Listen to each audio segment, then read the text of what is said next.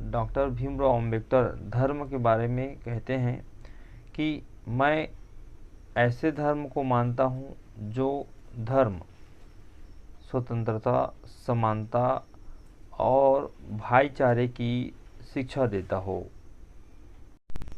Doctor Bhimrao Ambedkar ji कहते हैं धन प्राप्ति के दो स्रोत हैं, पहला है उद्योग, दूसरा व्यापार। उद्योग क्या है? तो दोस्तों उद्योग कच्चे माल या फिर संसाधन से वस्तु का निर्माण करना, जैसे कि फैक्ट्री में जूतों का बनना। और व्यापार क्या है?